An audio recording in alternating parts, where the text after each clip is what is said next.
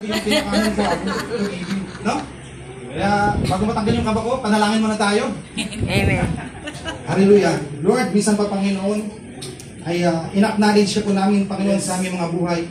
Nawa mang banal kung ano mong Panginoon, yung mga ipinakita mong Panginoon kapahayagan kay Pastor Vic upang mabuang mensaheng ito. Nawa Panginoon, ipakita mo rin po sa Amen. Hallelujah. At nawa ang iyong kapangyarihan, ang iyong gumawa ka Panginoon ng himala ng kabalagahan sa aming kalagitnaan. At nawa Panginoon, matuto kami sa iyong salita ngayong umaga. Maraming salamat Panginoon sa iyo namin pinagkakatiwala ang gawa ito sa pangalan ni Jesus. Amen. Hallelujah. Yan natapos na natin pag-usapan yung kwento ni Joas. So pag-uusapan natin naman ngayon yung kwento ni Hezekiah. Sino po nakakilala sa inyo sa kay Hezekiah? Ako sa totoo lang, hindi ko kilala si Hezekiah eh.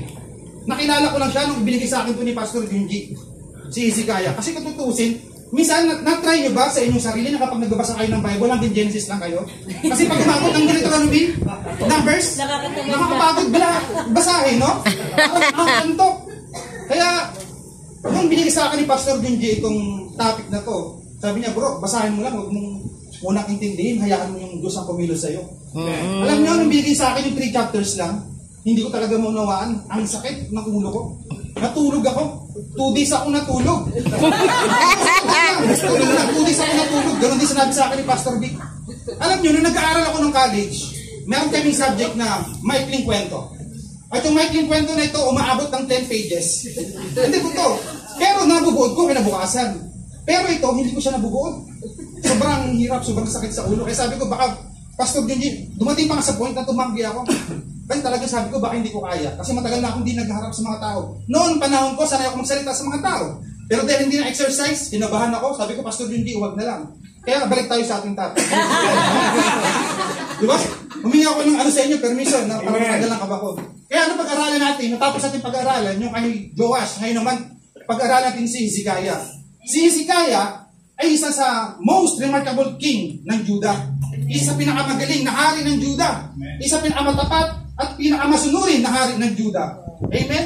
At hindi lang sinabi ng Biblia, walang katulad niya sa lahat ng mga naging hari. Amen. Bago man at pagkatapos niya, dahil may malalim siyang pananampalataya sa Diyos, naging masunurin sa Diyos, at marami siyang reforma na pangrelihiyon na kanyang ginawa. At higit sa lahat, kung manalangin siya ay taimtim.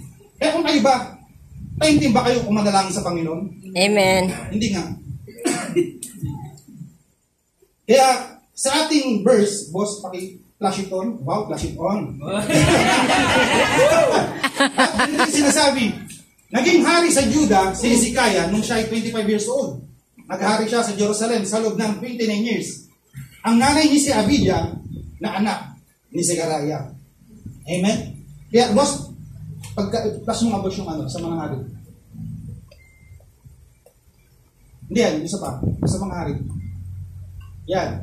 Pagkatapos maghari ni Joash, ang pumalit sa kanya ay si Amaziah. So, yung pagiging hari ng Judah, patuloy lang yan sa kanilang bloodline. Kumbaga, mula anak hanggang sa kapu-apuhan, no? Dahil si Amaziah ay anak ni Joash. Yan? Si Amaziah ay naghari ng 29 years. Pero sa una lang siya naging mabuti. Kalaunan, hindi na siya gumawa sa paningin ng Panginoon, kaya siya nagkasala. At siya ay naghari ng 29 years sa Judah. At pagkatapos ang pumalit sa kanya ay si Azariah o Uzziah, sa Book of Kings siya natin mababasa, naghari siya ng 52 years. Bakit? Kasi hindi rin siya gumawa ng mabuti sa paningin ng Panginoon dahil nag-alay siya ng insenso sa loob ng temple, na which is, dapat, ang nagumagawa na nito yung mga priests o ang mga Levites. Kaya ang ginawa ng Diyos, binigyan siya ng karamdaman, binigyan siya ng sakit na leprosy, o ketong. Kaya natapos ang kanyang paghahari sa loob ng 52 years. At habang siya naghahari sa loob ng 52 years, naging proxy niya dito si Jotam. At si Jotam hindi dito naging mabuting hari. Dahil bakit? Dahil hinayaan niya na ang kanyang mga tao ay nagsamba sa mga Diyos-Diyosan. At pagkatapos si Jotam, ang pumalit sa kanya ay si Ahaz. Ito na yung tatay o ama ni Hezekiah, na isa sa pinakamasamang hari ng Judah. Alam niyo kung bakit? Nagsamba siya kay Molek. Si Molek, ito yung mga Diyos-Diyosan, yung si Ahaz, yung iba mga anak niya, hindi naman sinabi sa Bible kung sino yung mga anak ni Ahaz, pero inihandog niya ito sa pamagitan ng apoy, which is, nasusuklan doon ang Diyos.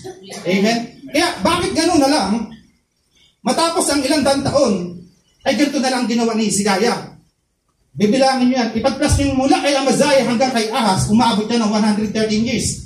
Kung si Asa ay gumawa ng hindi maganda sa paningin ng Panginoon ay 20 years. Yung pinangaral ni Pastor Junji, si Haring Asa, pagkatapos niya gumawa ng hindi maganda sa paningin ng Panginoon, gumawa din siya ng hindi maganda sa paningin ng Panginoon. At ito ay 20 years. Napakatagal nun. 2 dekada na hindi gumagawa ng hindi maganda sa paningin ng Panginoon. Ano pa kaya ito? Hindi lang decade, kundi century na. Dahil umabot na ng 113 years.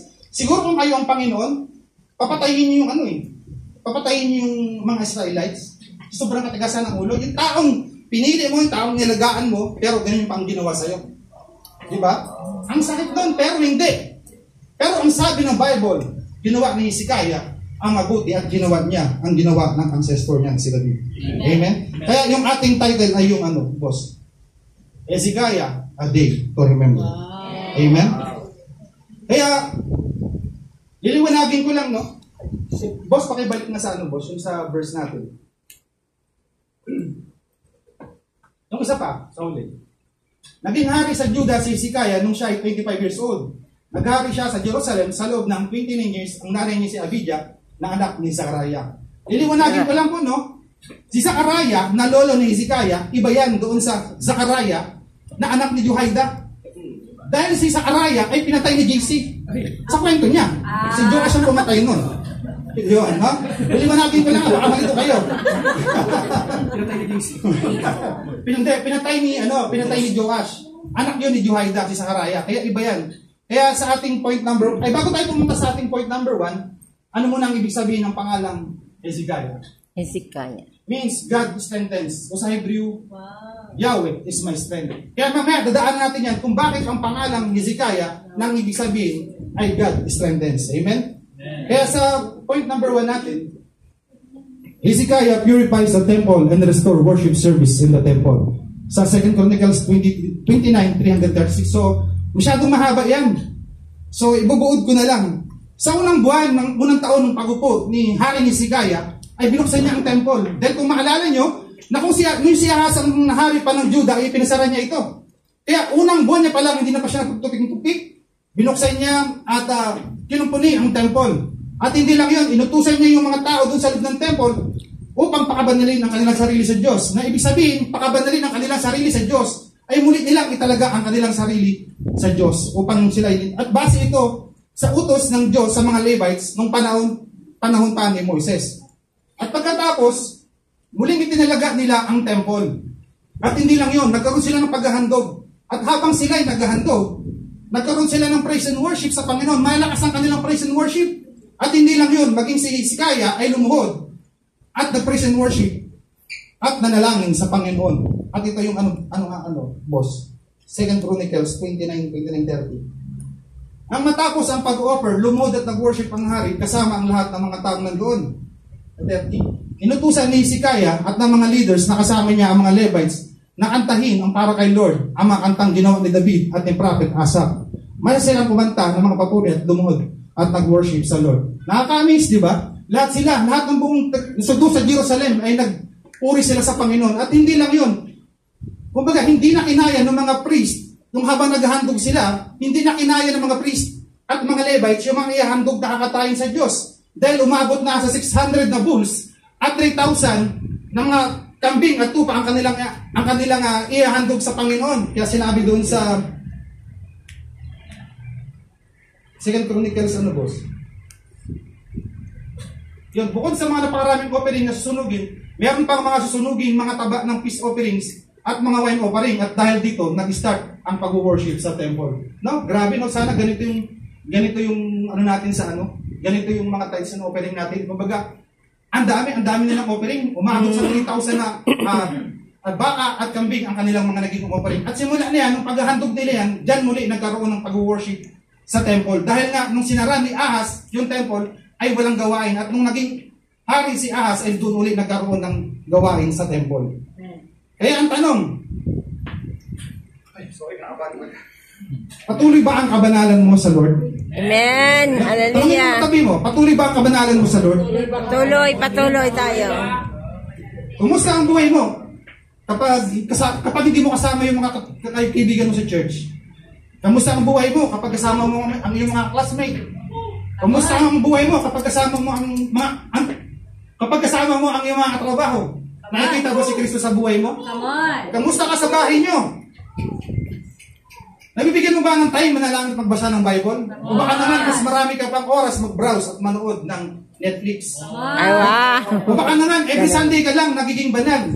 O baka kaya kapag may mga problema ka lang nagiging banal?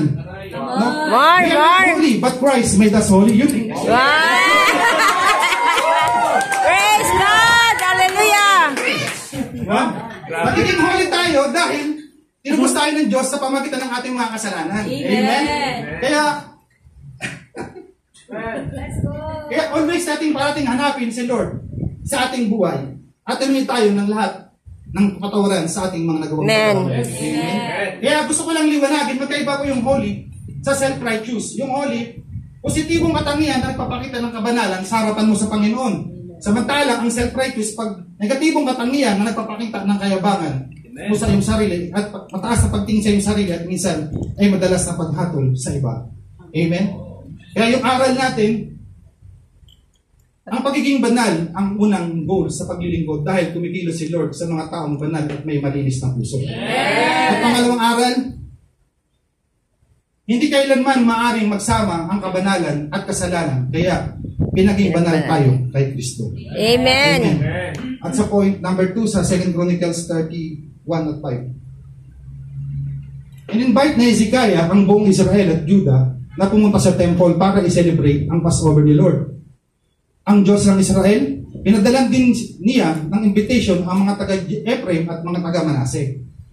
Nagasundo ang hari, ang mga leader at ang mga tao na i-celebrate ang Passover sa second month. Hindi nila ito na i-celebrate sa nakaset na time kasi kulang pa ang dami ng mga priest na nakapaglinis ng mga sarili nila. Ayon sa ritual, para sa pag-serve ng kaunti pa lang ang mga taong nag-gather sa Jerusalem. At nag-agree ang hari at ang buong bayan sa plano. Kaya nag-decide sila na ibalita sa buong Israel mula Beersheba sa south hanggang Dan sa north sa dapat pumunta ang mga tao sa Jerusalem para i-celebrate ang Passover para kay Lord, ang Diyos ng Israel. Kasi hindi pa nila ito na-celebrate ng may ganun kadaming tao ayon sa instruction. Hanggang doon lang, boss.